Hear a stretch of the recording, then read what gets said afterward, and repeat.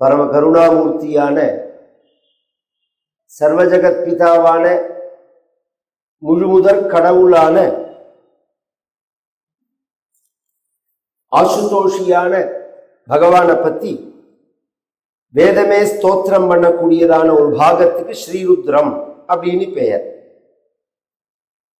பொதுவா ஸ்தோத்திரம் பண்ணத்தக்கவன் பகவான் அப்படின்னு அன்னைக்கு சொன்னேன். நம்ம யார ஸ்தோத்திரம் பண்ணணும் அப்படின்னு சொன்னா பகவானை தான் ஸ்தோத்திரம் பண்ணணும். எதுக்காக ஸ்தோத்திரம் பண்ணணும் அப்படின்னு சொன்னா சுமதிம் பஜாமஹே அப்படின்னு வேதம் சொல்றது. பொதுவா எந்த ஒரு காரியத்தோட பிரயோஜனமும் தியானம்தான். நீங்க பூஜை பண்ணாலும் சரி, பஜனை பண்ணாலும் சரி, பாட்டு பாடினாலும் சரி, இல்ல உபன்யாசம் சொன்னாலும் சரி, கேட்டாலும் சரி, க்ஷேத்ராடனம் பண்ணினாலும் சரி, ஹோமம் பண்ணினாலும் சரி, யாகம் பண்ணினாலும் சரி, யோகம் பண்ணினாலும் சரி, எல்லாத்துக்கும் என்ன பிரயோஜனம்? பிரயோஜனம்னா எதுல அது பரியவசாயத்தை அடையணும். எதுக்காக இதை பண்றோம் அப்படின்னா தியானத்துக்காக. தியானம் என்னத்துக்காக? தியானேன ஈஸ்வரான் குணானு அப்படின்னு கபிலோபதேசத்துல பிரத்யேகமா சொல்றார். பொதுவா சாஸ்திரம் சொல்றதுதான் சயின்ஸ் சொல்றதுன்னு வச்சுக்கோங்களேன். நம்ம பொதுவா சயின்ஸ் சொல்றதுதான் சாஸ்திரம் சொல்றதுன்னு சொல்லவே கூடாது. அதுவே தப்பு. இந்த முதல்ல எது சொல்லுது அதுதான் இந்த கேள்வி. நீங்க இதையே மாற்றக்கூடாது. சாஸ்திரம் சொன்னதை பின்னாடி சயின்ஸ்ல ஒன்னொன்னா கண்டுபிடிச்சுன்னு வரா. சாஸ்திரம் எல்லாத்தையுமே சொல்லி வச்சுட்டு பேர். எதை நினைக்கிறோமோ அதுவா ஆயிடுவோம். கவனிச்சு கேளுங்க. எது உங்களுக்கு தியானத்துல நிஷ்டையில மனசு ஒடுங்கி நினைக்கிறதோ அந்த தன்மையை அடைவோம் நாம். இது அடிப்படை விஷயம். அதனாலதான் பகவத்கீதையில பகவான் சொல்லும் போது எம் எம் வாபி ஸ்மரன் பாவம் தியஜத்யந்தே கலேபரம் தம் தமேவேதி கௌந்தேவியா சதா அசத் பாவமாத்மனஹங்கிறான். நீ உயிரை விடுற காலத்துல நீ எதை நினைக்கிறையோ அதுவாய் ஆயிடுவாய் அர்ஜுனான். நீ எதை நினைச்சுன்னு உயிரை விடுறையோ அதுதான் மறுஜென்மா, அல்லது எது மறுஜென்மாவா உனக்கு வரணும்னு இருக்கோ அதுதான் நினைவுக்கு வரும். அப்ப பகவானை நினைச்ச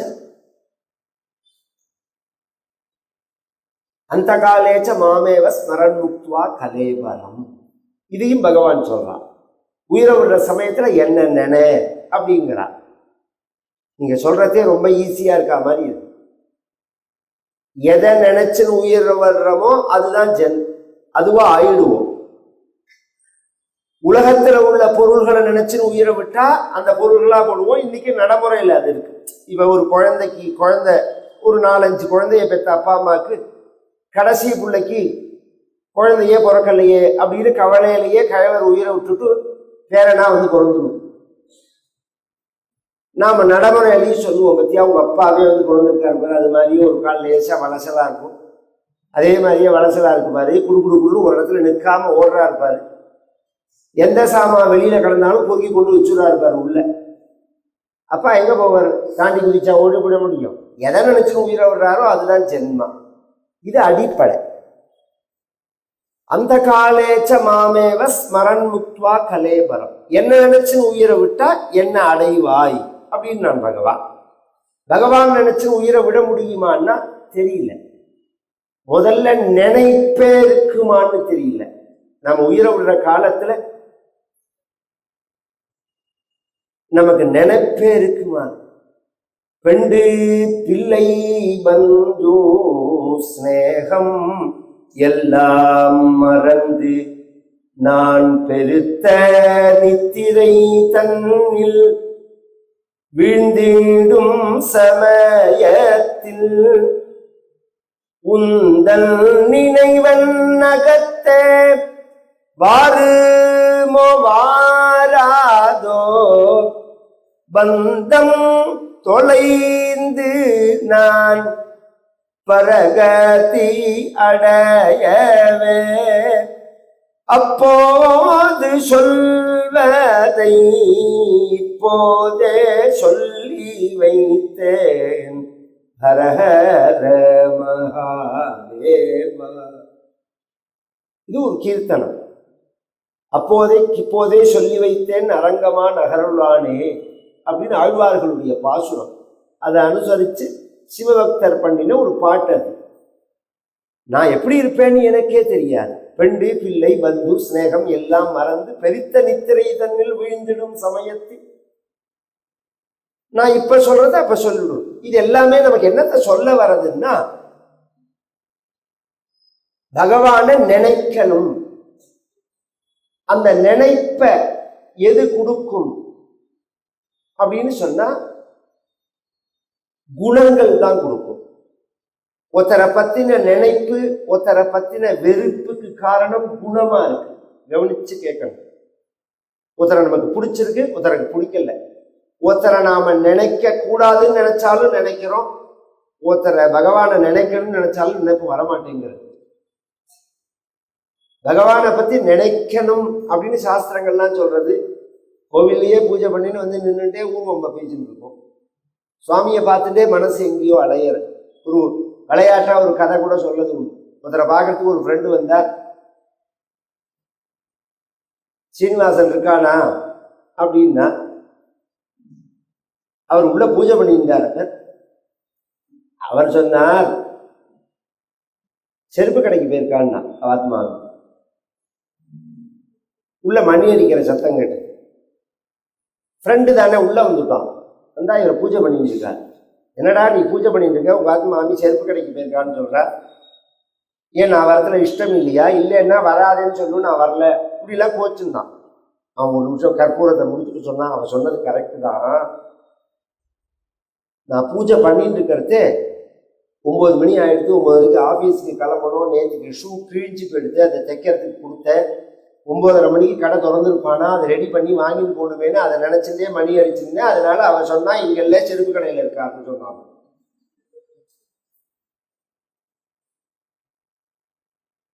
வாய் மந்திரம் சொல்றது, கை ஒரு கை மணி அடிக்கிறது, ஒரு கை கற்பூரம் காமிக்கிறது, மனசு செருப்பு கடையில் இருக்கு.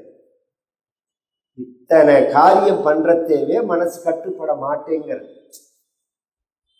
வாயாலையும் கரணத்தினாலையும் நாம் உடம்பாலையும் கட்டுப்படுத்தும் போதே மனசு கட்டுப்பட மாட்டேங்கிறதுன்னா, இந்த உடம்பே சொன்னதை கேட்காத போது மனசு எப்படி கட்டுப்படுது?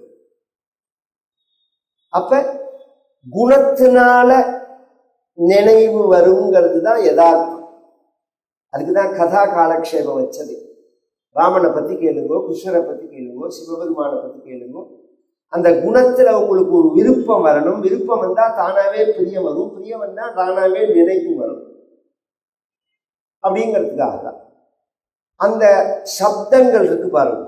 அந்த பகவானுடைய நாமாக்களை நாம் திரும்ப திரும்ப சொல்றதுனால அந்த சப்தமே பகவானுடைய சொரூபமா இருக்கிறதுனால அந்த சொரூபத்தையே நாம் அடைவோம் அப்படிங்கிறது. இந்த சப்தம் ஆரம்பம் எதுன்னா பிரணவம். தஸ்ய வாசக பிரணவ. முதல் உருவம் பரமாத்மாவுக்கு முதல் உருவம் எதுன்னா பிரணவம் தான். அது தாரகம். முதல்ல உலகத்துல தோன்றின சப்தமும் பிரணவம் தான்.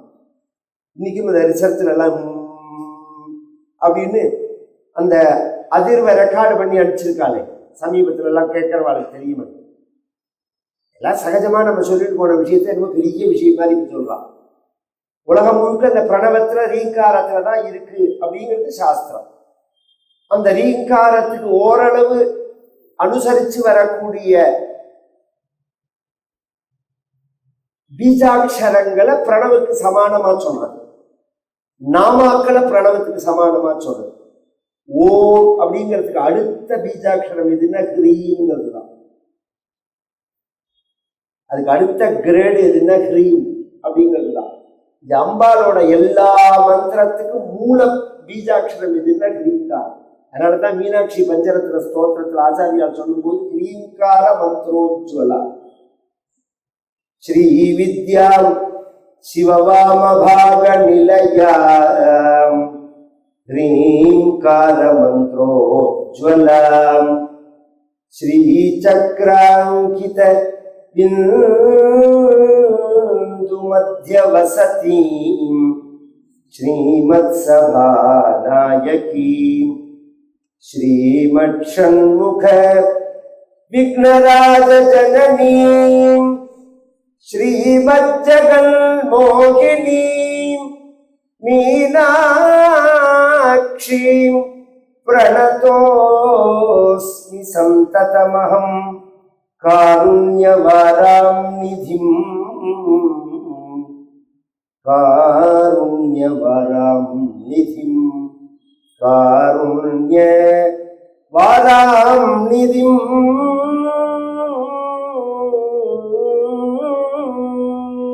அபூர்வமான ஒரு ஸ்தோத்திரம்.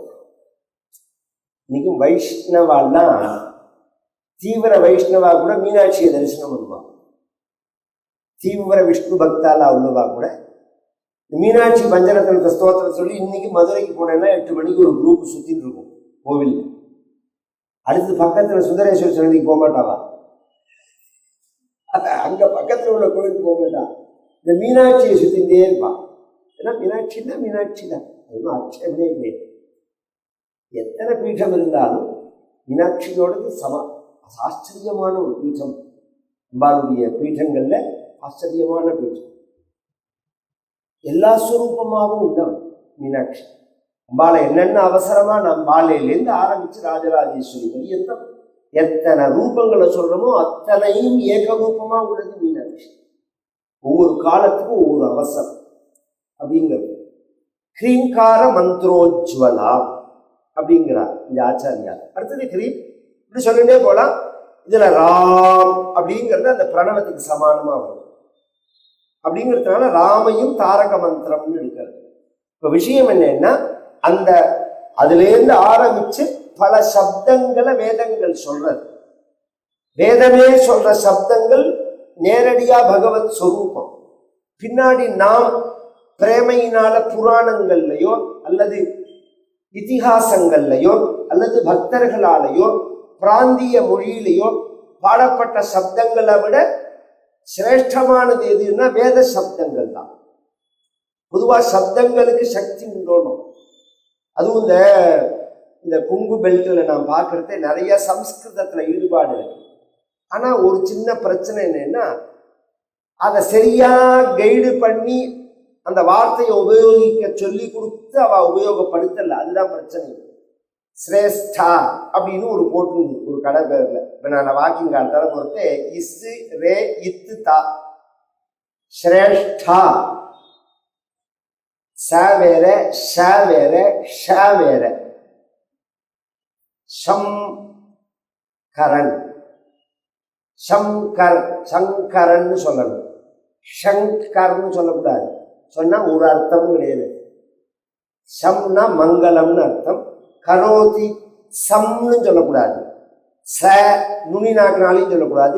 ஷன்னு அடி நாக்குனாலையும் சொல்லக்கூடாது. ஷ நடு நாக்குனால சொல்லணும். சம் கரோதி சங்கரா. இது மாதிரி 1000 சொல்லலாம். இந்த சப்தங்களுக்கெல்லாம் அது என்ன பொருள்னு தெரிஞ்சுன்னு சொல்லணும். அதுல ஒன்றும் தப்பு கிடையாது. ஏன்னா அதெல்லாம் மந்திர ரூபமா இருக்கிறதுனால அந்த எழுத்துக்கு தேவதை உண்டு, எழுத்துக்கு சக்தி உண்டு. எழுத்தோட ஜீவன் என்ன, மாத்திரை என்ன, இதெல்லாம் சொல்றதுக்கு வர்ணக்கிரமம்னு பேர். வேதத்துல ஒரு பாகம் அது. கணத்துல கணாந்தம் அத்தியனம் பண்ணும்போது வர்ணக்கிரமம். இந்த ஊர்ல ஜம்பு இருக்காரு, நம்ம ஜம்புநாத கணபாடி காலத்துல இவர் நல்லா சேர்த்துதான் அத்தியனம் பண்ணுது. இதுல திபராஜபுரத்துல அவர் இங்க பாடசாலை நடத்தின்னு இருக்கார். அவர்கிட்ட கேட்டேன்னா சொல்லு வர்றது வர்ணக்கிரமம்னா என்ன அப்படின்னு. எதுக்காகனா அந்த இந்த எழுத்துக்கு தேவதை யாரு, உடம்புல எந்த பாகத்திலேருந்து இது கிளம்புறது, எந்த நாக்குனால இதை பேசணும், எத்தனை மாத்திர அவகாசம் கொடுத்து பேசணும், பேசினா இதுக்கு என்ன பலன் கிடைக்கும், பிசிக்கலா உடம்பு ரீதியா என்ன சேஞ்ச் ஆகும், இந்த சப்தங்கள்லாம் உடம்புல மாற்றத்தை கொடுக்கும். இதை இப்ப கொஞ்சம் கொஞ்சமா சயின்ஸ் இந்த பக்கம் திரும்புறது. எப்படி திரும்புறதுன்னா, ஒரு காலத்துல எல்லாம் கஷாயம் எல்லாம் கொடுத்துருந்தா, அப்புறம் மாத்திரை மாதிரி வந்தது, அதுக்கப்புறம் இன்ஜெக்ஷனா வந்தது, இப்ப லேசர். உங்களுக்கு மாத்திரை கஷாயமும் கிடையாது, மாத்திரையும் கிடையாது, இன்ஜெக்ஷனும் கிடையாது, லேசர்ல ட்ரீட்மெண்ட் பண்ண முடியும்னு சொல்ற மத்தியில இன்னும் கொஞ்சம் காலம் போச்சுன்னா இந்த லேசரே பாதிப்பில்லாத ஒரு டெக்னாலஜி வரும். அந்த வேவ்ஸ் தான் நாங்கள் சப்தம்ங்கிறோம். முதல்ல மந்திரம், மணி, அப்புறம் தான் ஔஷதம். வைத்தியத்தை சொல்லும் போது நம்ம சாஸ்திரங்கள்ல முதல்ல மந்திரத்தை தான் சொல்லணும். மந்திரமும் தந்திரமும் மருந்துமாகி அப்படிங்கிறார் நாவுக்கரசர் சொல்லும் போது. மந்திரத்தினால வியாதி குணமாகுமான்னா ஆகும். எப்படி ஆகும்னால் இந்த உச்சரிப்பு, இந்த வைப்ரேஷனு ஆகிறது இல்லையேன்னா அந்த வைப்ரேஷனை உண்டாக்குற அளவுக்கு உச்சரிக்கவும் இல்லை, உச்சரிக்கிறவன்ட்ட சக்தியும் இல்லை. அதான் விஷயம். வாக் சுத்தி வேண்டாமா? கண்ட வெங்காயம் பூண்டு மசாலாவை தின்னுட்டு சொன்னா என்னத்தை சக்தி இருக்கும் வாக்குல? வாக் சுத்தி வேண்டாமா சொல்லுங்க. ஆச்சாரஹீனம் நபுனந்தி வேதாக நீலம் சகுண்டாயுவ ஜாதபக்ஷா அப்படின்னு சாஸ்திரம். வாக் சுத்தி இல்லைன்னா அக்னிமே வாச்சிஸ்ருதா, அந்த மந்திரம் பலிக்காது. உங்க வாயால சொல்லுங்கன்னு சொல்ற போது நம்ம எல்லாருக்கும் ஒரே வாய் தானே, அப்புறம் அவரை வாயால சொன்னா மட்டும் எப்படி பலிக்கும்னா அவர் அந்த வாக்குல அந்த சக்தி இருக்கு. இன்னும் சில பேர் மிரட்டுவா, என்னை கோவப்படாதே நான் சொல்லிட்டு அப்புறம் பழிச்சிருன்னு வேஷா சொல்லு, ஒரு மண்ணும் பலிக்காதுன்னு சொல்லுவாய்வா. குடும்பத்துல சண்டை வருது, என் நாக்கு கரிநாக்கு, கரிநாக்கா இருந்தா என்ன, கரிநாக்கு துக்குரின்னு சொல்றது. இதெல்லாம் பெரிய மந்திரம் சொல்ற வாக்கு தான் ஒசத்தி. அயம் மே ஹஸ்தோ பகவான், அயம் மே பகவத்தரா, அயம் மே விஸ்வபேஷஜா, அயம் சிவாபிமர்சனா. ஸ்ரீருத்ரமே பின்னாடி சொல்ல போறது, என் கையே பகவான்னு சொல்ல போறது. எப்படின்னா அதுக்கு ஸ்ரீருத்ரம் விளக்கம் சொல்றது, அயம் சிவாபிமர்சனா அப்படின்னு. இப்ப விஷயம் அந்த மந்திரங்களை சொன்னா அந்த தேவதா தன்மையை நாம் அடைவோம் அப்படிங்கிறது. அந்த ஸ்ரீருத்ரமே வேதமே பகவான ஸ்தோத்திரம் பண்ற பாகங்கள். இதுக்குள்ள பூர்வாங்கங்கள்லாம் சொல்லின்னு வந்தேன். ருத்ரத்தை பத்தி எத்தனை ஸ்மிருதிகள்ல, இதிகாச புராணங்கள்ல, சாஸ்திரங்கள்ல பெருமையை சொல்லியிருக்கு. அதை நாம எப்படி ஜபம் பண்ணணும், எப்படி பூஜை பண்ணணும். ஒரு தடவை சொன்னா நமக்கம்னு பேரு, சுருக்கமா சொல்லிட்டே வர. 11 தடவை சொன்னாதான் ருத்ரம்னு பேரு. பிராமணன் ஒரு நாளைக்கு ஒரு தடவையாவது சொல்லணும். 11 தடவை சொன்னா விசேஷம். அத்தியாசிரமி சகிருத்வா ஜபேத். ருத்ர இதை ஒரு தடவையாவது சொல்லணும். நம்ம சிஷ்டாச்சாரத்துல உள்ளவாள்லாம் சொல்லியிருந்தா அந்த காலத்துல எல்லாம் கார்த்தால ருத்ரம் சமக்கம் புருஷ சுக்தம் ஸ்ரீ சுக்தம் துர்கா சுக்தம் ஆதித்ய ஹிருதயம் பாக்கிய சுக்தம் இத்தியாதி எல்லாம் ஓடிண்டே இருக்கும். 1/2 மணி நேரத்துக்குள்ள முடிஞ்சிடும். சாயங்காலம் ஆச்சுன்னா விஸ்வாசநாமம் சொல்லுவா, சொல்லிண்டே காரியம் பாப்பா. அதனால ஒரு சுகமான வாழ்க்கையா இருந்தது. சாந்தியோட ஆனந்தத்தோட மோருஞ்சாஞ்சாப்பிட்டு ராத்திரி படுத்தினாலும் ஆரோக்கியமா இருக்கும் உடம்பு. எல்லாம் ஒரு அழகான ஒரு வாழ்க்கை. அந்த ருத்ரம் மகிமை அதெல்லாம் சொல்லிட்டு வந்தோம். அதுக்கு அடுத்தது ருத்ரம் நேரடி வரத்தே. அதுக்கு அங்கன்யாச கரன்யாசம், லகுன்யாசம், மகன்யாசம். லகுன்யாசம்ங்கிறது பிரஜனனே பிரம்மாதிஷ்டது பாதையோர் விட்டு சுத்தது. மகன்யாசம்ங்கிறது இன்னும் பெருசு. அது ரொம்ப ஒரு புஸ்தகம் 3/4 மணி நேரம் 1 மணி நேரம் ஆகும். அதில் அஷ்டாங்க நமஸ்காரம் உண்டு, ருத்ர விதானத்தினால பூஜை உண்டு, ருத்ர திரிசதியினால அர்ச்சனை உண்டு, ருத்ரத்தினாலேயே பிரதட்சிணம், ருத்ரத்தினாலேயே 13 நமஸ்காரம் பின்னாடி. திராபே அந்தசஸ்பதே தரித்திரன் நீலலோகிதாங்கிறதெல்லாம் பிரதட்சிணம் ஆயிடும். சகசிராணி சகசிரே ருத்ராதி பூமியாம் தேஷாகும் சகசிரயோஜனே வதன்வாணி தன்மசி ஆதித்யாத்மனே ஸ்ரீருத்ராய நமஹ அப்படின்னு நமஸ்காரம் பண்ணுவார். இது ஒரு 13 நமஸ்காரம் வரும். இதெல்லாம் அதுக்குள்ள பூர்வாங்கம். ஏன் அப்படின்னா சாதாரணமா நாம பூஜை பண்றதுங்கிறது விதி. விசேஷ பூஜை என்னன்னா நாருத்ரோ ருத்ரமர்ச்சையேத்துன்னு நாம ருத்ரனாகாம ருத்ரனை பூஜை பண்ணக்கூடாது அப்படின்னு சாஸ்திரம். பொதுவாகவே ஆத்ம பூஜை உண்டு. இந்த பூஜை பண்ணும்போதே கவனிச்சேன்னா கலச பூஜை, பீఠ பூஜை, கண்ட பூஜை, ஆத்ம பூஜை இதெல்லாம் பண்ணிட்டு தான் பகவானை பூஜை பண்ணணும். இந்த மந்திரங்களை ஜபம் பண்ணும் போதே சாதாரண நம்ம சாதாரண அர்த்தம் இல்லை, புரியறதுக்காக சொல்றேன். எளிய மந்திரங்களான சக்தி பஞ்சாட்சரி நவாட்சரி எல்லாம் உபதேசம் பண்ற தேவை இப்படி அங்குஷ்டாத்மன அங்குஷ்டாபியான் நமஹ, தர்ஜனீபியான் நமஹ, மத்தியமாபியான் நமஹ, அனாமிகாபியான் நமஹலாம் சொல்றோம். இதெல்லாம் இதுக்கெல்லாம் நியாசம்னு பேர். அந்தந்த இடத்துல அந்த பீஜாட்சரங்களை சொல்லி அந்த தெய்வங்களை வச்சுட்டு அந்த மந்திரத்தை ஜபம் பண்ணணும் அப்படிங்கிறது நியமம் அங்க.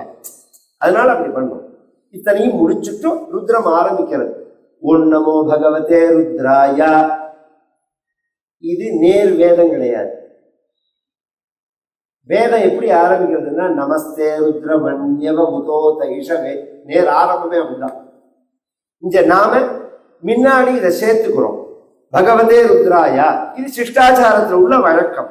ஏன் அப்படின்னா ரொம்ப பேர் என்ன நினைச்சுட்டு இருக்கா, பகவான் அப்படின்னு சொன்னா அது விஷ்ணுவை தான் குறிக்கும். இது கிடையாது. பகவத் சப்தத்துக்கு 6 லட்சணம்: ஞானம், ஐஸ்வர்யம், சக்தி, பலம், வீரியம், தேஜஸ். ஞானம், ஐஸ்வர்யம், சக்தி, வீரியம், பலம், தேஜஸ். இந்த 6 நித்தியமா யார்கிட்ட இருக்கோ அவனை தான் பகவான்னு சொல்லணும். நித்தியமான ஞானம் இருக்கணும். நமக்கு நித்தியமான பிறந்த உடனே நமக்கு ஞானம் கிடையாது, படிச்ச அப்புறம் தான் வருது, பின்னாடி வயசான உடனே மறந்து போயிடுறது. அப்ப நித்தியமான ஞானம் கிடையாது. ஐஸ்வர்யமும் அப்படிதான். பிறக்கிறதே ஒண்ணுமில்லாம அம்மனமா தானே பிறக்கிறோம், போற தேவை அம்மனமா தானே போறோம். நடுப்புல தானே காதறிந்த ஊச்சியும் வாராது, நடுப்புல தானே சம்பாதிக்கிறோம். அப்ப ஐஸ்வர்யமும் கிடையாது. சக்தி, பிறக்கிறதே நமக்கே நடக்க முடியல, இன்னொருத்தர நம்மளை தூக்குறா, பின்னாடியும் தூக்கி கொண்டுதான் வைக்கிறார். பலம், சக்திங்கிறது வேற, பலம்ங்கிறது வேற. எனக்கு சாப்பிட்ற சக்தி, எனக்கு பார்க்கிற சக்தி, எனக்கு பேசுற சக்தி, எனக்கு உட்கார்ற சக்தி, இதுக்கு சக்தி. ராமர் கோவில்ல அபிநவ வித்யா தீர்த்த பிரவச்சன மண்டபத்துல விஸ்வநாதன் மாமா மாசம் இந்த கமிட்டிக்காரா எல்லாரும் சேர்ந்து மகாருத்ரம் பண்றாலே, சும்மா தானே அதுல உட்காந்துருக்கோம். இதை மகாருத்ரத்துல உட்காந்து அந்த ஜபத்தை கேட்கலாமே, இவ்வளோ ருத்ர மகிமையை சொல்றாரே, இந்த தடவையாவது வரணும்னு வச்சுக்கணும். இந்த வருஷம் 28ஆம் தேதி நடக்கிறது. 27ஆ 28ஆம் ஆமா 28 ஏகதின மகாருத்ரம் நடக்கிறது. யதா நஷமசத், அது பின்னாடி வரும், இந்த தடவை உபன்யாசத்துக்குள்ள அது வராது, அதனால இருந்தாலும் சொல்லிவிடுறேன். யதா நஷமசத் த்விபதே சஞ்சதுஷ்பதே விஸ்வம் புட்டங்கிராமே அஸ்மின்னநாதுரம் அப்படின்னு வேதம் சொல்றது. இந்த ருத்ரத்தை பத்தி சொல்லும்போது இது எங்க சொல்லப்படுகிறதோ, இந்த ருத்ர ஜபமானது எங்க பண்ணப்படுகிறதோ, இந்த சப்தங்கள் எங்க ஸ்ப்ரெட் ஆகுதோ, த்விபதே சஞ்சதுஷ்பதே. த்விபதேனா 2 கால் பிராணிகள். 2 கால் பிராணிகள் யாரு? நாமெல்லாம். சதுஷ்பதே 4 கால் பிராணிகள், மிருகங்கள்லாம். விஸ்வம் புஷ்டம், இது உள்ள அந்த உலகம், அந்த கிராமம் புஷ்டியாயிடும். அது மட்டும் இல்ல, அநாதுரம். ஆதுரம்னா வியாதின்னு. ஆதுரம் அப்படின்னா பெரிய வியாதி, சீசனபிள் வியாதி வருது. பத்தியில கிளைமேட் சேஞ்ச் ஆனா வியாதினா வருது பாருங்க. மொத்தமா எல்லாரையும் இந்த கொரோனா மாதிரி மொத்தமா பாதிக்கிறது பத்தியில அதெல்லாம் வராது. இந்த திருச்செங்கோடுல ஞான சம்பந்தர் வந்த போது அது மாதிரி ஒரு விஷஜரம் வந்தது. அப்ப சொல்றார், அவினைக்கு இவ்வினையாம் என அப்படின்னு ஆரம்பிச்சு ஒரு பதிகம் பாடி அங்க உள்ளவர்கள் வியாதி எல்லாம் போக்கினார்கள் ஞான சம்பந்தர் சரித்திரத்துல. அந்த அந்த வியாதியே வராது. இது எங்க ஜபம் பண்றோமோ அந்த இடத்துல வியாதியே இருக்காது, ஆபத்து இருக்காது. இது எப்படிங்கிறத விளக்குற மேல அந்த சக்தி. இந்த மாதிரி மகாத்மா நடக்கிறது, உபன்யாசம் நடக்கிறது, நீங்க வரையலாம் அப்படின்னு கேட்டா, என்னால நடக்கிற சக்தியும் இல்லை, உட்கார்ற சக்தியும் இல்லை, கேட்கிற சக்தியும் இல்லை, இதுவாது சொன்னா சரிங்களா? அதனால நான் ஆத்துல சிவனேன்னு இருக்கேன். இது ஒரு ஆச்சரியம். தெரிஞ்சோ தெரியாமலேயோ பரம வேதாந்தத்தை சகஜமா பேசுற ஒரு தேசம் இது. சிவசக்தியாயுக்தோ எதிபவதி சக்த பிரபவித்தும் நச்சேதேவம் தேவோ நகலு குசல ஸ்பந்தித்துமபி அத்தஸ்துவாம் ஆராத்யாம் ஹரிஹர விரிஞ்சாதி விரவி பிரணந்தும் ஸ்தோத்தும் வா கதம் அகிருத புண்ணிய பிரபவத்தின்னு சௌந்தர்லஹரி ஆரம்பம் ஆச்சாரியாலோட. அதுல முதல் அந்த இதுல சொல்லும் போது வரியில சிவசக்தியாயுக்தோ எதி பவதி சக்தா அப்படிங்கிறார். உன்னோட சேர்ந்ததுனாலதான் சிவன் சக்தனா ஆனானே தவிர இல்லைன்னா சிவனேன்னு இருக்க வேண்டியதான். சக்தி இல்லைன்னா சிவனேன்னு இருக்க வேண்டியதான். சக்தியோட சேர்ந்ததுனாலதான் சக்தனா ஆனான். இந்த ஆச்சரியமான ஒரு விஷயம் சொல்றேன். இஸ் பிளஸ் இ சியோன்னு புல்லிங்கம். கிராமர், சம்ஸ்கிருத கிராமர் தெரிஞ்சவாளுக்கு நான் சொல்றது புரியும். அகாராந்த புல்லிங்கோ ராம சப்தா அப்படின்பா. ஆகாராந்தம் ஸ்திரீலிங்கம், இகாராந்தம் புல்லிங்கமாகவும் வரும், ஈகாராந்தம் ஸ்திரீலிங்கமாகவும் வரும். இப்படி வரும்போது இஸ் பிளஸ் இ, இஸ் மேலதான் இ. இந்த தமிழ்ல போறதை இப்படி ஒரு கொம்பு மாதிரி போடுவோம் பார்த்தீங்கள. அந்த காலத்துல கொம்பும்பா, அதை விசிறியும்பா, மேல ஒரு விசிறி போடுவோம் அப்படின்பா. தமிழ்ல பழைய காலத்துல சொல்றோம். இந்த விசிறி இந்த கொம்பு அம்பா, கீழே உள்ள சிவன். இந்த கொம்பை போட்டா சிவம்னு ஆகும், அந்த கொம்பை எடுத்துட்டா சவம்னு ஆகும். சக்தி இல்லைன்னா சவம் தான். சிவசக்தி ஆயுக்தோ எதி பவதி சக்தா. அப்ப அந்த சக்தி வேணும். பலம்ங்கிறது ஒரு சாமான தூக்கிறது, விவகாரங்கள்லாம் பண்றது. வீரியம் வேற, ஒரு பராக்கிரமங்கள்லாம் இருந்து சண்டை கண்டை எல்லாம் போடுறது. தேஜஸ் எப்போதும் பிரகாசமா இருக்கு. இதெல்லாம் நித்தியமா யார்கிட்ட இருக்கோ அவருக்கு பகவான்னு பேர். அதனால இந்த பகவத் சப்தம் யாரை குறிக்கும் அப்படின்னா, இது யார்கிட்ட இருக்கோ அவர் குறிக்கும். இதோட ஆச்சரியம் என்னன்னா, சில பேர் இன்னைக்கு சிவனை விஷ்ணு பக்தர்கள்ங்கிற பேர்ல சிவனை எதிர்க்கிறவா ருத்ரன் பகவானா அப்படின்னு கேட்டு வீடியோவே விடுறா. நான் நேற்று இதனமே சொன்னேன், நாம சண்டை போட்டு நாசம் பண்ணக்கூடாது நாட்டை. நாம எல்லா பக்தியும் பண்ணி தான் பகவானை பூஜை பண்ணணும். எல்லா தெய்வமும் நமக்கு சம்மதம்னா நம்மளுடைய இஷ்ட நிஷ்டைங்கிறது வேற. ட்ரெடிஷனலா வரத நம்ம கலாச்சாரத்தை மாற்றக்கூடாது. நம்ம அப்பா தாத்தா விபூதி இட்டுண்டா விபூதி தான் இட்டுக்கணும், கோபி இட்டுண்டா கோபி தான் இட்டுக்கணும், திருமண் இட்டுண்டா திருமண் தான் இட்டுக்கணும், கறி போட்டு விட்டுண்டா கறி போட்டு தான் இட்டுக்கணும். நம்ம குழந்தைகளுக்கு அதை தான் காமிச்சு கொடுக்கணும். விபூதியை விட்டுட்டு நான் கோபியை இட்டுக்கிறேன் அப்படின்னு ஆரம்பிக்க கூடாது. ஏன்னா இது பரம்பரையா என்ன தர்மம். யதரிஷி சிகா நிததாதி யதா வைஷா குலதர்மஸ்யா ஆபஸ்தம்பருடைய சூத்திரம். உன்னோட குடுமையோ உன்னோட நெத்தியில் இட்டுக்கிறதோ உன்னோட வேஷ்டி கட்டிக்கிற விஷயங்களோ உங்க அப்பா தாத்தா எப்படி பண்ணினாலும் அதை பண்ணணும்டா. அப்படிதான் பண்ணணும், அதை மாற்றக்கூடாது அப்படின்னு. பக்தி வேற, பக்தி வேற. வாக்கால பேசலாம், பூஜை பண்ணலாம், கண்ணீர் மல்க உருகலாம், அதெல்லாம் விஷயம் வேற. துவேஷம் கூடாது. சிவபெருமான ருத்ரன் பகவானா அப்படின்னு கேட்டா அப்புறம் நம்ம 1000 பேச்ச ஆரம்பிக்கிற மாதிரி பதில் சொல்ற மாதிரி எல்லாம் வருது பத்தில. இது இந்த சண்டைக்கெல்லாம் இப்ப இடம் கிடையாது. ஏன்னா நமக்குள்ளேயே இன்னும் மகாபாரதத்துல ஒரு கதை. ஜெயத்ரதன் பஞ்சபாண்டவர்கள் 5 பேர், துரியோதனாதிகள் 100 பேர். இந்த துரியோதனர்கள் 100 பேருக்கு கடைசியில ஒரு தங்க துஷலைன்னு பேர் அவளுக்கு. அந்த துஷலைய சிந்து தேசாதிபதியான ஜெயத்ரதனுக்கு கல்யாணம் பண்ணி கொடுத்திருந்தார். அந்த ஜெயத்ரதன் என்ன பண்ணினா, காட்டுல பஞ்சபாண்டவர்கள் இருக்கிறது, இவா வேட்டையாட போன சமயத்துல திரௌபதியை ரொம்ப தரம் குறைச்சலா நடந்துண்டு, இவன்லாம் பரதேசி பசங்க, இவன்லாம் என்னைக்கு சௌக்கியத்தை அடைய போறான், இவனோட நம்பி நீனும் காட்டிலேயே கஷ்டப்படணும், என்னோட வந்துடும், என் பொண்டாட்டி யாரு சௌக்கியமா இருக்கலாம்.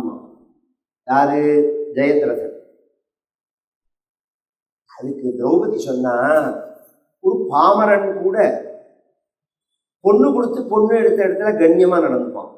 மற்ற இடத்துல அவனோட விளையாட்டை வச்சிருந்தாலும் பொண்ணு கொடுத்து பொண்ணு எடுக்கிற இடத்துல கண்ணியமா இருக்கிறதுங்கிறது இன்னி பிறந்த நம்மளுடைய சம்பிரதாயம். அப்படி இருக்கிறதே நீ எங்காத்து மாப்பிளை, நான் உன் மச்சினனோட சம்சாரம், என்கிட்ட நீ இப்படி பேசலாமா, இந்த வார்த்தையை உபயோகப்படுத்தலாமா? இது பஞ்சபாண்டவர்கள் காதுல விழுந்தா உன்னை, அதுவும் பீமார்ஜுனர்கள் காதுல விழுந்தா உன்னை சும்மா விடுவார்களா அப்படின்ன உடனே நான் உனக்கு நல்லது சொன்னா எனக்கு நீ அட்வைஸ் பண்றியான்னா அவளை பிடிச்சி தூக்கி தேர்ல வச்சுன்னு கிளம்பிட்டான். கிளம்பினா பின்னாடி வந்த பஞ்சபாண்டவர்கள் திரௌபதியை காணும்னு உடனே வாசல்ல தௌமியர் மகாபாரதம் ஒரு தடவை வாயுசுல கேட்கணும், வியாச பாரதம் கேட்கணும். பாரதம் எல்லாரும் சொல்லுவாங்க, நிறைய பேர் யூடியூப்ல எல்லாம் சொல்றா, தமிழ்ல கதை சொல்றா. நான் சொல்றது மகாபாரதம் கதைக்காக இல்லை. ஏன்னா வியாசரை தவிர பாக்கி எல்லாருமே கதையை மட்டும்தான் பேசிட்டு போயிருக்காரு. வியாசர் சகல விஷயத்தையும் கொண்டு வச்சுட்டு போயிட்டாரு. பாரத பஞ்சமோ வேதா அப்படின்னு 5வது வேதம் அது. நம்ம 17 14 வித்தைகள்ல 4 வேதம், 6 சாஸ்திரம், 6 அங்கம், 4 சாஸ்திரம், புராணங்கள், இதுல எல்லாம் என்ன சொல்லியிருக்கோ அத்தனையும் கொண்டு வச்சுட்டாரு. 18 ஸ்மிருதியில சொன்னதெல்லாம் கொண்டு மகாபாரதத்துல சொல்லிட்டு போயிட்டாரு. அப்படி கேட்கணும் அந்த பாரதத்தை. அது மோட்சப்பிரதம் வேற. இவர் என்ன பண்ணார், தௌமியர்னு பேர் அவர்களுடைய குரு ஆச்சாரியர். அவர் வாசல்ல இருக்கார். பஞ்சபாண்டவர்கள் கேட்டா இவன் தான் சிந்து தேசாதிபதி தான் தூக்கி போயிட்டான்னு உடனே அவனை பிடிச்சுன்னு வந்தா.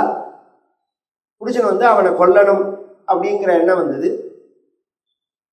விட்டுட்டா தர்மபுத்திரர் சொல்லி. துரியோதனன் பின்னாடியே வந்தவன் இவர்களுக்கு தொந்தரவு கொடுக்க வரத்து கந்தர்வராஜன் அவனை பிடிச்சுன்னு போயிட்டான். மற்ற வீரர்கள்லாம் பஞ்சபாண்டவர்கள்ட்ட சொன்னார்கள், இது மாதிரி ஜெயதிரதன் வந்தான், பின்னாடி துரியோதனன் வந்தான், துரியோதன கந்தர்வர்களாஜன் பிடிச்சுன்னு போயிட்டான், சிறை பிடிச்சுன்னு போயிட்டான், நீங்க தான் காப்பாற்றணும்னு தர்மபுத்திரர்கிட்ட சொல்லும் போது பீமனும் அர்ஜுனனும் நைசா அண்ணன் போயிட்டான். ஏன் அப்படின்னா இந்த அசட்டு அண்ணா என்ன பண்ணுவார்னு அவருக்கு தெரிய மாட்டேன். பீமா அர்ஜுனான்னா காதலியே வாங்கல. எங்கடா இருக்க அப்படின்னா 3 தடவை கூப்பிட்டதுக்கப்புறம் என்ன அப்படின்னா பீமன், வாடா நம்ம தம்பிய கந்தர்வராஜன் பிடிச்சுன்னு போயிட்டானா, நீ போய் காப்பாத்தின்னு வாடான்னா. அதுக்கு அவன் சொன்னா, இத்தனைக்கு அப்புறமும் உங்களுக்கு புத்தி வராதான்னு கேட்டான். நம்ம சொத்தெல்லாம் பறிச்சுட்டு நம்ம பொண்டாட்டி புடவைய உருவி அவமானப்படுத்தி பரதேசியா நம்மளை அடிச்சு அனுப்பிச்சிருக்கான் காட்டுக்கு. தம்பியா, நம்ம தம்பியா? என்ன நம்ம தம்பி? கந்தர்வராஜனுக்கு நாம தேங்க்ஸ் சொல்லணும். நாம பண்ண வேண்டிய காரியத்தை அவன் பண்ணியிருக்கான். நாம இவனை அடிச்சு உதைக்க வேண்டிய காரியத்தை அவன் பண்ணியிருக்கான். அப்ப சொல்றார் தர்மபுத்திரர், பரைஹி பரிபவே பிராப்தே வயம் பஞ்சோத்தரம் சதம் பரஸ்பர விரோதேன வயம் பஞ்சசதந்து தேன. நமக்கும் கௌரவர்களுக்கும் ஒரு சண்டை வந்ததுன்னா நாம 5 பேர், அவ 100 பேர், அப்படி பிரிச்சு பார்க்கலாம். நமக்குள்ளேயே ஒரு சண்டை வந்ததுன்னா, வெளியிலேந்து ஒரு சத்ரு வந்தான்னா அப்ப நாம 5 பேர், அவ 100 பேர் இல்லடா பீமா, நாம மொத்தம் 105 பேர். பரைஹி பரிபவே பிராப்தே வயம் பஞ்சோத்தரம் சதம். இந்த உணர்வு இருக்கணும். 2 நாளா பாரத தேசமே கொத்தளிக்கிறது. இந்த உணர்வு தானே தேவை நமக்கு. இது இன்னும் சொல்ல போனா எல்லா சமூகத்துக்கும் இந்த உணர்வு உண்டு. உணர்வு இல்லாத மரத்து போன சமூகம் பிராமண சமூகம் மட்டும்தான். என்ன வேணும், அவர் அப்பயே அவ்வளவு அயோக்கியத்தனம் பண்ணா எனக்கே தெரியுமா. இவன் முன்னாடி நிற்கிறதுக்கு விழா இவனே சொல்லுவான், போட்டு கொடுப்பான். இதை இன்னொரு ஜாதிய பேசுற முடியுமா? ஒரு எழுத்து வார்த்தையில எழுதுற முடியுமா? ஒரு சினிமால காமிச்சிட முடியுமா? அந்த சினிமா வெளியில வந்துருமா? இல்ல அதை எடுத்தவன்னா உயிரோட இருந்துட முடியுமா? அந்த பயம் ஏன் பிராமணனை பத்தி பேசுறதே வரல? ஒற்றுமை இல்லை, அதனால வரல. நமக்குள்ள ஒற்றுமை இல்லை, அதனால வரல. யார் ஒற்றுமையா இருக்கார்களோ அப்பதான் பலம் ஜாஸ்தி. ஒன்று கூடினால் கோடி நன்மை. அத பஞ்சபாண்டவர்களை பார்த்து தர்மபுத்திரர் சொல்றார், பயம் பஞ்சோத்தரம் சதம்னா நாம 105 பேர் மொத்தம் அப்படிங்கிறார். நமக்குள்ள ஒரு பிரச்சனை அப்படின்னு வந்ததுன்னா நாம அப்படி எடுத்துக்க கூடாது. நாம மொத்தமானவர் அவர்களா, நம்ம ஒன்றா உள்ளவர்கள். அதுல வைஷ்ணவம் சைவம். இந்த பகவான் இத்தனை விஷயம் எதுக்கு சொல்றேன்னா, பகவான்கிற சப்தம் எல்லாரையுமே குறிக்கும். விஷ்ணுவை குறிக்கிறது. பகவதின்னு அம்பாளை சொல்றோம். கேரளா முழுக்க போனா அம்பாளை எப்படி சொல்றோம்? கேரளா முழுக்க போனா அம்பாளை எப்படி சொல்றோம்? நாம பகவானே பகவதியே அப்படிதானே சொல்றோம். பகவதின்னு தான் பேர். இது ஒரு ஆச்சரியம். பாகவதத்துல அம்பரீஷ சரித்திரத்துக்கு இடைஞ்சல் பண்ண வந்த துர்வாசரை பார்த்து துர்வாசோ பகவான் அபூத்துங்கிறார் சுகாச்சாரியார். துர்வாசருங்கிற பகவான் வந்தாருங்கிறார். துர்வாசரையே பகவான்கிறார். இந்த மாதிரி சொல்லிட்டே போலாம். அதனால பகவான்ங்கிறது சிவபெருமான குறிக்கும் அப்படிங்கிறது உண்மை. சிவபெருமான் சொல்ல போனா சாஸ்திரம் பிரமாணம். நமக்கு எதை எடுத்துட்டாலும் நமக்கு எது ப்ரூஃப் அப்படின்னா சாஸ்திரம் தான் ப்ரூஃப். சாஸ்திரம்னா என்ன? சாஸ்திரம்னா என்ன? 4க்கு சாஸ்திரம்னு பேர். ஸ்ருதி, ஸ்மிருதி, இதிகாசம், புராணம். இந்த 4க்கும் சாஸ்திரம்னு பேர். ஸ்ருதினா வேதங்கள், ஸ்மிருதினா சட்ட நூல்கள், தர்மசாஸ்திரம், பாரத்வாஜ ஸ்மிருதி, யாஜ்ஞவல்கிய ஸ்மிருதி, மனுஸ்மிருதி, இது மாதிரி வாசிஷ்ட ஸ்மிருதி வரிசையா வரும். பராசர ஸ்மிருதி, இதுக்கெல்லாம் ஸ்மிருதின்னு பேர். அடுத்தது இதிகாசம்னா பாகவத, பாரதம், ராமாயணம். புராணம் அப்படின்னா 18 புராணம். இந்த 4க்கும் சாஸ்திரம்னு பேர். இதுதான் நமக்கு ப்ரூஃபான நூல். இதுக்குள்ள எது ஃபர்ஸ்ட்னா, taluka court, district court, high court, supreme court, 4மே கோர்ட்டு தான். 4ல ஜட்ஜ்மெண்ட் சொன்னாலும் கோர்ட் ஜட்ஜ்மெண்ட் தான். ஆனா அதுல எது பெருசு? தாலுகா கோர்ட்ல பிரச்சனைன்னா உடனே டிஸ்ட்ரிக்ட் கோர்ட்டுக்கு போகலாம். டிஸ்ட்ரிக்ட் கோர்ட் சொன்னதுன்னா உடனே ஹை கோர்ட்டுக்கு போறோம். ஹை கோர்ட்டும் போனதுன்னா உடனே சுப்ரீம் கோர்ட்டுக்கு போறோம். அது மாதிரி புராணத்தை விட ஒசத்தி இதிகாசம், இதிகாசத்தை விட உயர்வு ஸ்மிருதி, ஸ்மிருதியை விட உயர்வு ஸ்ருதி, வேதம். வேதம் தான் ஃபர்ஸ்ட் அங்க, அப்புறம் தான் மற்றதெல்லாம். வேதம் என்ன சொல்றது? ஈசான சர்வ வித்யானாம் ஈஸ்வர சர்வபூதானாம் பிரம்மாதிபதர் பிரம்மணோதிபதர் பிரம்மா சிவோ மே அஸ்து சதா சிவோ அப்படிங்கிறது. அப்ப வேதம் தான் பிரமாணம். ஓம் நமோ பகவதே ருத்ராய. ருத்ரன்னா எல்லாரும் என்ன நினைச்சுட்டு இருக்கோம்? ஒரு தேவதேன்.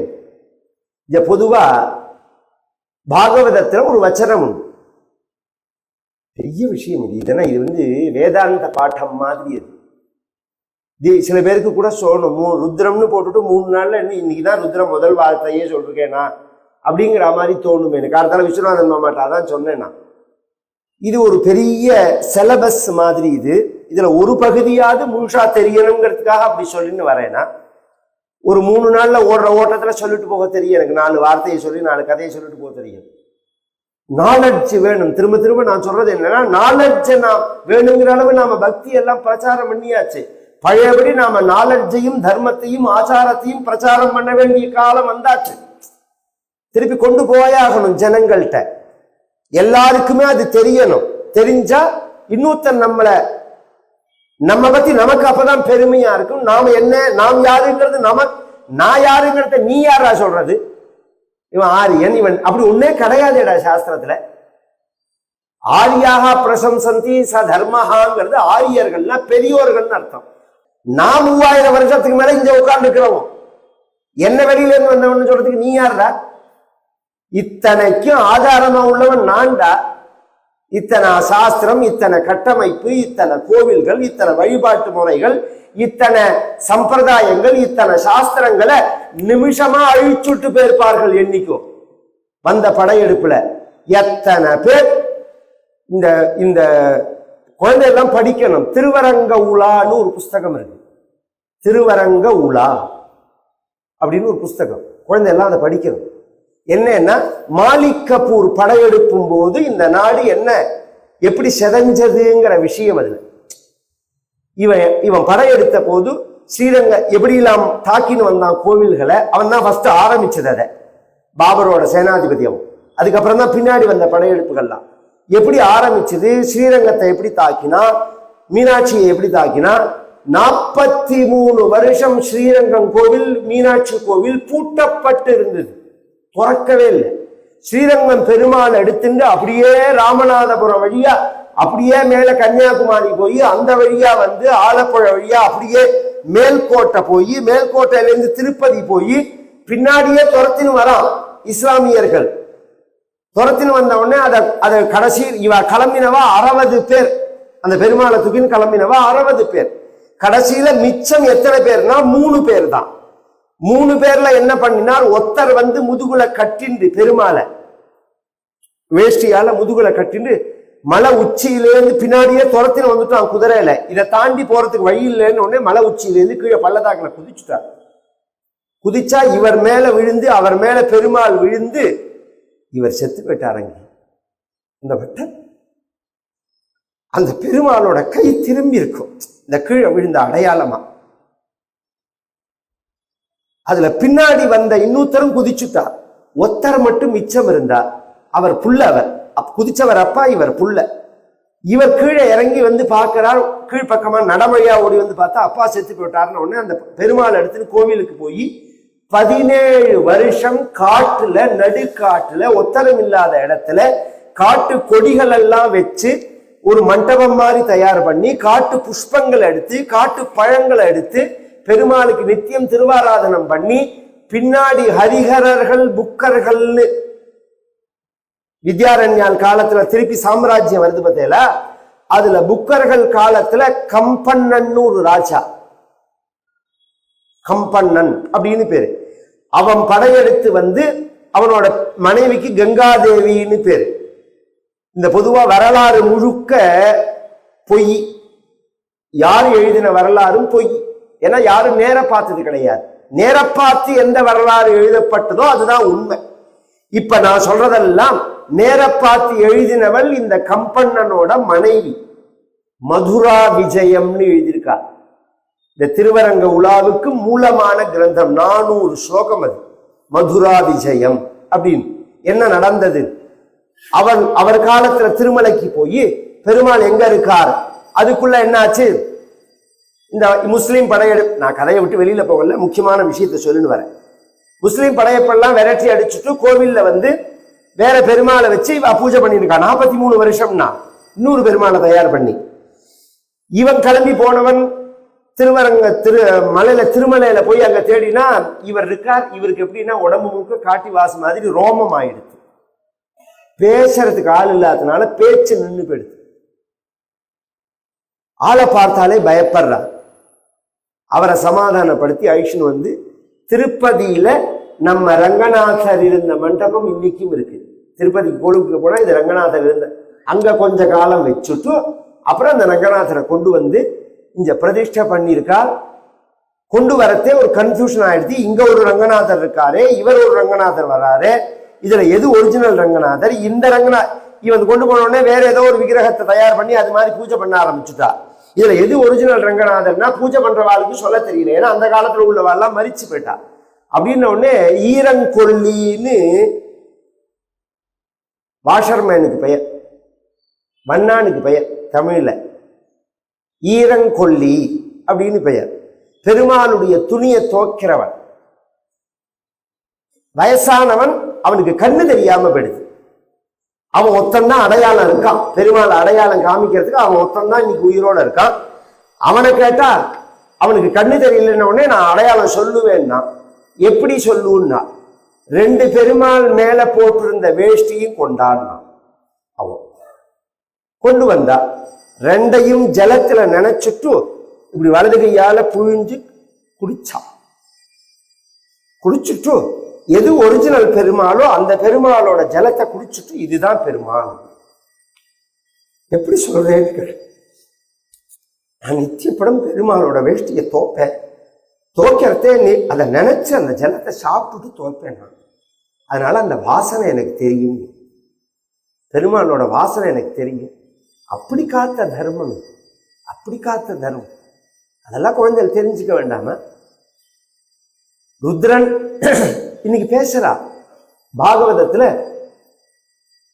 மன்யு தேவதைன்னு சொல்றது. பிரம்மாவோட நெத்தி போட்டுல இருந்து ருத்ரன் வந்தான்னு இருக்கு. உடனே பிரம்மாவோட குழந்தைன்னு அர்த்தம் இல்லை. அங்க ருத்ரன் மன்யு தேவதை, அகங்காரத்துக்கு தேவதை. பிரம்மா புத்திக்கு தேவதை, பிரகிருதிக்கு விஷ்ணு தேவதை. இப்படி மாறும். அது தத்துவத்துல மாறும்போது மாறும். பொதுவா சஹஸ்ராணி சஹஸ்ரசோய ருத்ராதி பூமியான்னு இந்த ருத்ரனுக்கு ஏகாதச ருத்ரர்களும் இருக்கார்கள், ஆயிரக்கணக்கான ருத்ரர்களும் இருக்கார்கள். இவர்கள் எல்லாருக்குமே ருத்ரர்கள்னு பேரு. மகாதேவஹா, சிவஹா, ருத்ரஹா, சங்கரஹா, நீலலோகிதஹா, ஈசானஹா, விஜயஹா, பீமஹா, தேவதேவஹா, பவஹா, உத்பவா. 11 பேர் ஆவாகனம் பண்றோமோ, அந்த ஆவாகன மந்திரம் இது. மகாதேவ சிவோ ருத்ரஹா, சங்கரஹா, நீலலோகிதஹா, ஈசானஹா, விஜயஹா, பீமஹா, தேவதேவஹா, பவோத்பவஹா, ஆதித்யாத்மக ஸ்ரீருத்ரம்னு சொல்லலாம். பவஹா, உத்பவஹா அப்படின்னு 2ஆ பிரிச்சுன்னு சொல்லலாம். ஏகாதச ருத்ரர்களும் இருக்கால், ஆயிரக்கணக்கான ருத்ரர்களும் இருக்கால். பொதுவா ருத்ரன் அப்படிங்கிறது என்ன அர்த்தம் அப்படின்னா, ருத்துக்கம் துக்கஹேது ரூபா தத்ராவயதின பிரபு ருத்ர இத்யுச்யதே தஸ்மாத் சிவஹா பரம காரணம். ருத் அப்படின்னா துன்பம்னு அர்த்தம். ருஹு அப்படின்னா துன்பத்துக்கு மூல காரணமான பாபம்னு அர்த்தம். துன்பம் ஏன் வருது? துன்பம் வருது எல்லாருக்கும், இன்பமும் வருது. இன்பத்துக்கு காரணம் புண்ணியம், சுகம் துக்கம் அப்படின்னு சொல்றோம்.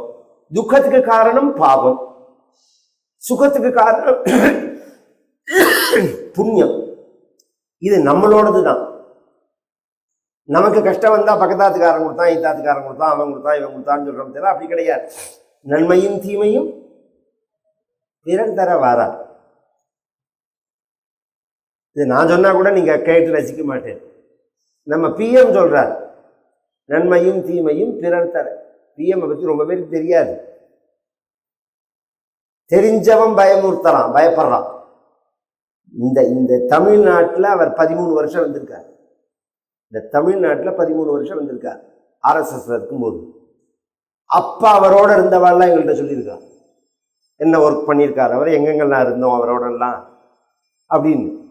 அவ எல்லாரையும் ஞாபகம் வச்சுருக்கார். அவர் கம்பரசம்பேட்டையில் ஒரு வயசான தம்பதிகள்.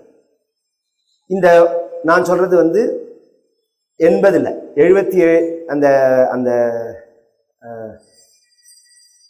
இந்திரா காந்தி ஒன்று கொண்டு வந்தாலே எமர்ஜென்சி சமயத்தில் இதில் ஈடுபட்ட பொம்மநாட்டி, பிராமண பொம்மநாட்டியில் அந்த மாமியூத்தி இவா 2 பேரும் சேர்ந்து நாகர்கோவிலில் பிஎம்மோட இருந்திருக்கா. பிஎம்மோட இருந்த உடனே பிஎம் ஆனதுக்கு அப்புறம் ஏதோ ஒரு காரணமா இந்த திருச்சியில உள்ளவா போன உடனே பேரை சொல்லி இந்த மாமா மாமி சௌக்கியமா இருக்காளான்னு கேட்டாங்க. இந்த மாமா மாமி சௌக்கியமா இருக்காளா அப்படின்னு கேட்டாராம். அவளோட சேர்ந்து நான் 10 நாள் இருந்தேன் நாகர்கோவில்ல அப்படின்னு. ஏன்னா அத்தனை ஞானம். 2 மணி நேரம் ஸ்பீச்சுன்னாலும் 2 மணி நேரம் ஃபிங்கர் டிப்ஸ்ல இருக்கும் அத்தனை விஷயமும். ஒரு நிர்வாகத்துக்கு வரவும் அதை பத்தின படிப்பு இல்லைன்னாலும் அதை படிச்சவன் சொன்னா அதை புரிஞ்சுக்கிற நாலேஜ் அது வேண்டாம. அப்படி இல்லைன்னா அந்த நாடு எப்படி உருப்பிடும் சொல்லுங்க, நாசமா தான் போகும். அந்த டிபார்ட்மெண்ட்டை பத்தின ஞானமே இல்லாதவன் அந்த டிபார்ட்மெண்ட்டுக்கு ஹெட்டா வந்தான்னா அந்த டிபார்ட்மெண்ட் எப்படி உருப்பிடும்? உருப்படவே உருப்படாது. கொஞ்சமாவது அதை பத்தின ஞானம் இருக்கணும். இவர் அந்த சுகம் துக்கம், துக்கத்துக்கு காரணம் சுகத்துக்கு காரணம் புண்ணியம் பாபம். நாம பண்ணின பாபம், நாம பண்ணின புண்ணியம் தான். ருத்து அப்படின்னா துக்கம்னு அர்த்தம், ருத்துனா பாபம்னு அர்த்தம். இந்த 2ஐயும் திராவயதீதி ருத்ரா.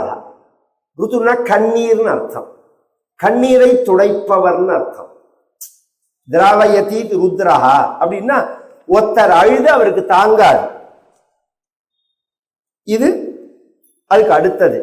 இது ஓம் நமோ பகவதே ருத்ராயா, நமோ பகவதே ருத்ராயா அப்படின்னு சொல்லுவானே அப்படின்னா, பொதுவா எந்த தெய்வத்துக்கும் நமஹா நமஹா ஓம் ஓம் அப்படின்னு எப்படி நாம அனுசந்தானம் பண்றோமோ அது மாதிரி நமஹா நமஹான்னு தியானம் பண்றதும் ஒரு விசேஷம்னு உபனிஷத்துல ஒரு வாக்கியம். தன்னம இத்யுபாசீதா நம்யந்தேஸ்மை காமாக அப்படின்னு வேதம் சொல்றது.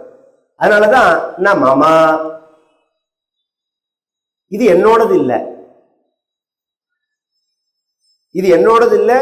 நமஹா, நமஸ்காரம் பண்றேன், இது என்னோடது இல்லை உன்னோடது அப்படின்னு அர்த்தம். நான் நமஸ்காரம் பண்றேன் அப்படின்னு அர்த்தம். தெய்வங்கள்ல தெய்வத்துக்கு நமஸ்காரம் பண்ணணும் அப்படிங்கிறது விஷயம். சிவபெருமானுக்கு ரொம்ப பிடிச்சது எது அப்படின்னா நமஸ்காரம் தான்.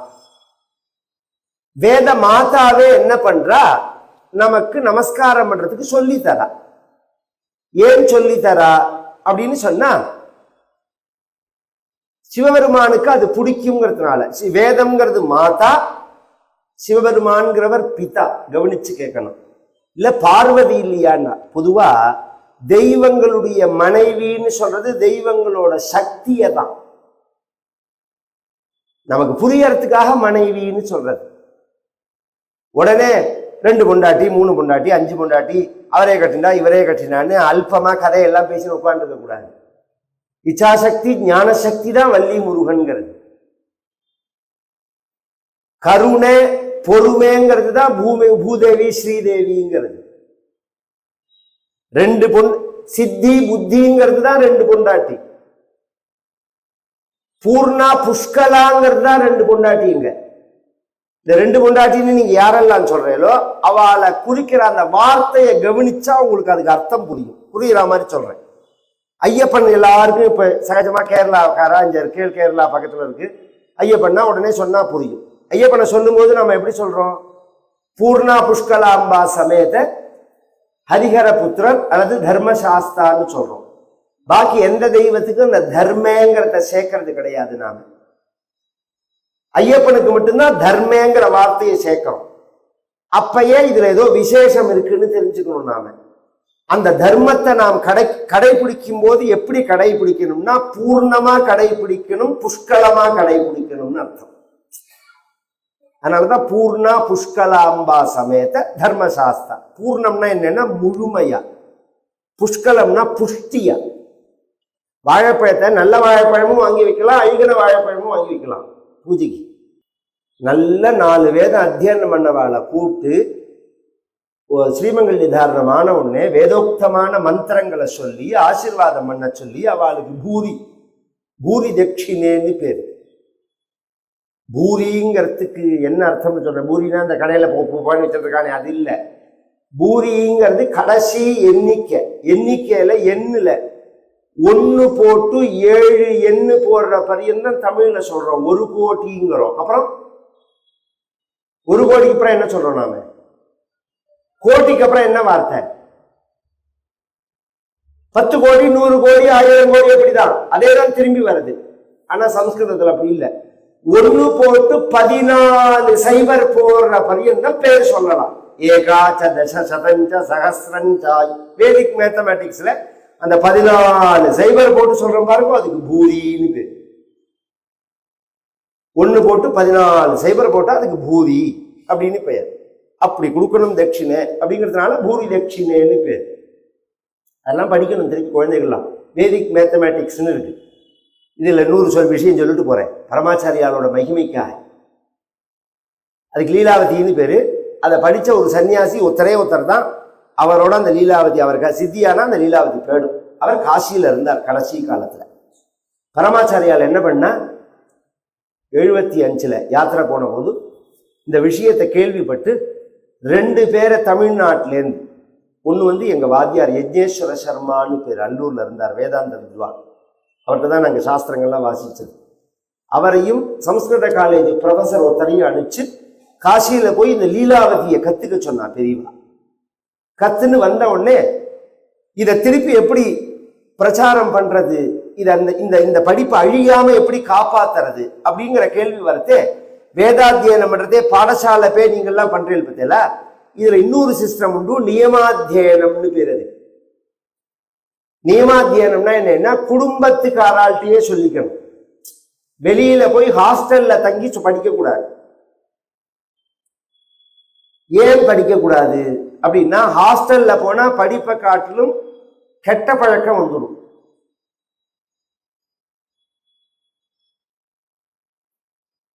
இப்ப இப்ப நான் எங்க குடும்பம் சேங்காலிபுரம் குடும்பம்னு வச்சுக்கோங்களேன்.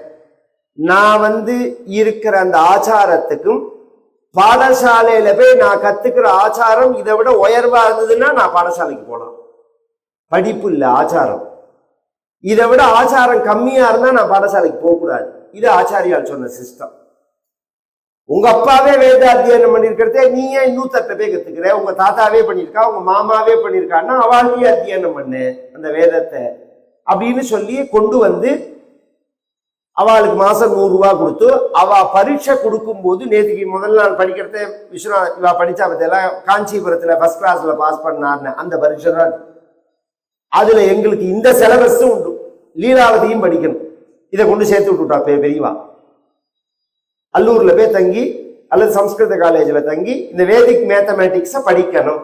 இதுக்கு என்ன பிரயோஜனம்ங்கிறது இல்லை, இந்த படிப்பு வீணா போயிடக்கூடாது. இதுல நானும் பாலபெரிவாலும் சேர்ந்து படிச்ச இடம் தான் அல்லூருங்கிறது. இப்ப பாலபெரிவா இருக்காலே, அவர் தம்பி ஜெயகிருஷ்ண தீட்சிதர், விட்டலதாஸ், இது மாதிரி நிறைய பேர் இந்த நியமாத்தியனத்துக்குள்ள நாங்கெல்லாம் அத்தியனம் பண்ணவா. ஒரு 43 பேர் அந்த காலத்துல. நான் சொல்றது 80, 85, 86 அந்த பேர்கள். அந்த வேதம் வீணா போயிடக்கூடாது அப்படின்னு சொல்ற பத்தியில, வேதம்ங்கிறது அம்மா தெய்வங்களுடைய சக்தியை சொல்ல வந்த. பூர்ணா புஷ்கலா, புஷ்கலமா புஷ்டியா இருக்கணும். இது மாதிரி எந்த தெய்வத்தை எடுத்தாலும் அந்த சக்திக்கு ஒரு பெயர் உண்டு. அந்த சக்தியை தான் பத்னின்னு சொல்றது. பரமாத்மாவுக்கு பத்னி யாருன்னா வேதம் தான். வேத மாதா ஜெகத் பிதா ஈஸ்வரன். ஒரு அப்பாட்ட எப்படி நடந்துக்கணுங்கிறத அம்மா தான் சொல்லி கொடுப்பா. அந்த காலத்துல எல்லாம், அந்த காலத்துல ப்ராகரஸ் ரிப்போர்ட்ல கழித்து போடுறதுன்னு ஒண்ணு உண்டு. அது பேர் அப்படித்தானே சொல்லுவேன் இல்லைங்க, ப்ராகரஸ். நான் போனதில்லை ஸ்கூலு, சொல்லி தான் பார்த்து தான் கேள்வி.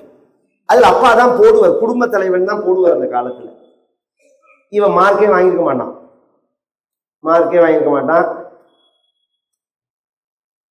இதை வாங்கின்னு போனா அப்பா தொலைச்சு கட்டுவிடுவார். மார்க் குறைச்சலா வாங்கினாங்கிறது அவனுக்கு தெரியும். அதை பத்திலாம் கவலையப்படாம இவன் மாட்டுக்கு விளையாடி டிவி பார்த்து என்ன உண்டு சினிமா பார்த்து எல்லா அக்கிரமம் பண்ணிவிட்டு ஃபெயிலும் ஆயிடுவான். அடுத்த வருஷம் போறதே இதை கொண்டு போய் அப்பாட்ட காமிக்கணும்னு அம்மா சொல்லுவா. உரிச்சு கட்டிவிட்டு அவருக்குள்ள கண்ணுன்னு தெரியாத கோபத்துக்கு. அதனால இந்த பரீட்சை முடிஞ்சு இந்த ரிப்போர்ட் வந்த உடனேவே இதுதான் வரப்போறதுன்னு அவனும் சொல்லிடுவான். நீ கிளம்பி நீ திருப்பூர்ல இருக்கிற அத்தையாத்துக்கு போயிடும்ப, நீ அங்க போய் லீவுக்கு 10 நாள் தங்கிக்கோ, நான் அப்புறம் பாத்துக்கிறேன்னு சொல்லிவிட்டு இந்த 10 நாள் இவனை கிளப்பி விட்டுட்டு இவனுக்கு அமக்கலப்படும் உபச்சாரம். யாருக்கு? கணவனுக்கு. அவன் பிடிச்ச டிஃபன்லாம் பண்ணி போட்ட உடனே ஏற்கனவே அது பைத்தியமா, இது 2 நாள்ல இவன் பண்ற உபச்சாரத்தெல்லாம் பார்த்துட்டு அவனுக்கு தலைகால் புரியாது, குஷியாயிடுவான். ஒரு நாளைக்கு உற்சாகமா இருக்கிறதே தான் இவன் பையன் ஞாபகமே வரும். எங்க போனா வரேன்னு சொன்னானே, எங்க காணும் அவனை, 2 நாள் ஆச்சு இன்னும் காணுமே. அதை நான் உங்கள்ட்ட எப்படி சொல்லுவேன்பா அம்மா, என்ன விஷயம் சொல்லு. அவன் மூஞ்சியில முழிக்கிறதுக்கே வருத்தப்படுறான். என்ன விஷயம் சொல்லும். அவன் 10th படிச்சானா, பரீட்சை எழுதினானா, காக்கன் முடிச்சு பழக்கன் முடிச்சு தூங்காம, இதெல்லாம் உண்மை. படிச்சும்பா அதுதான் பொய். அவர் ஆக்கன் முடிச்சான், பழக்கன் முடிச்சான், தூங்காம இருந்தான், கிரிக்கெட் பார்த்தான், சினிமா பார்த்தாங்கிறது தான் உண்மை. அவன் படிச்சாங்கிறது இல்லை. இத்தனை பண்ணி பரீட்சை எழுதினா அந்த பேப்பர் திருத்தர வாத்தியார் கைய உடிக்க பையனை ஃபெயில் பண்ணிட்டான். என்னடி சொல்ற? 10வதுல ஃபெயிலா போயிட்டான். அதனால வருத்தப்படுறான். 10வதுல ஃபெயிலா போனா என்னடி, அவனை கொண்டான கழித்து போறேன்னு போட்டு கொடுப்பேன்.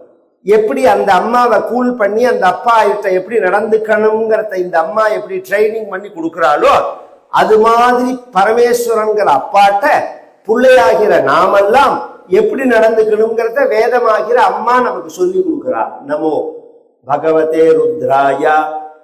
கைய கூப்பின்னு போயிடு. அவர் இருக்கார் பாரு, ரொம்ப கோபம். அவர் நீ கை கால அப்படி ஆற்றிலாம் போனேன்னா கோபம் வந்துடும். என்னடா கையை ஆற்றுறேன்னு கேட்பார். அதனால நமஸ்காரம் பண்ணிண்டே போ. அதுவும் என்ன சொல்லணும்? நமஸ்தே ருத்ர மன்யவே உதோத இஷவே நமஹ, நமஸ்தே அஸ்து தன்வனே பாஹுப்யாம் ததே நமஹ,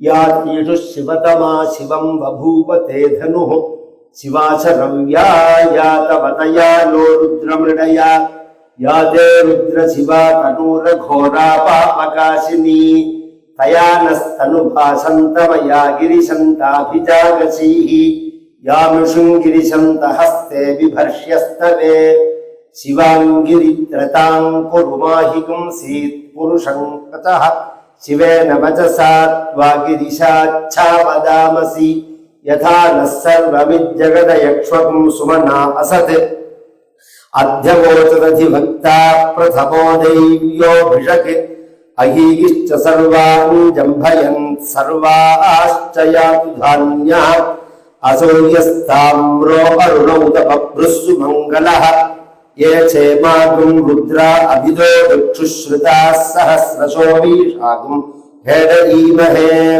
असंयो वसत्पतिनीलग्रीवो विलोहितः उतैनं गोपा अदृशन्नदृशन्नुतहार्यः उतैनं विश्वाभूतानि सदृष्टो मृडयातिनः नमो अस्तु नीलग्रीवाय सहस्राक्षाय मेढुषे अथो ये अस्य सत्त्वानो हन्तेभ्यो करन्नमः प्रमुञ्च धन्वनस्तु उभयो रात्रियोज्याम् याश्च ते हस्तैषवः पराता भगवो वप अवदत्य धनुस्त्वं सहस्राक्षशतेषु धे निशीर्य शल्यानां मुखाश्वो नः सुमना भव विद्यन्दनुः कपर्दिनो विशल्यो बाणवागुमुत अनेशन्नस्य शिव आभुरस्य निषङ्गति याते हेतिर्मीषुष्टमहस्ते बभूव ते धनुः तयास्मान् विश्वतस्तो यक्ष्वया परिभुज नमस्ते अस्त्वादिभायानाथधाय कृष्णवे उभाभ्यामुदते नमो बाहुभ्यां तव धन्वने परिते धन्वनो हेतिरस्मान् वृणक्तु विश्वतः अथो यजुषुधिस्तवारे अस्मन्निधे हितम्. இது முதல் அனுவாக்கம்.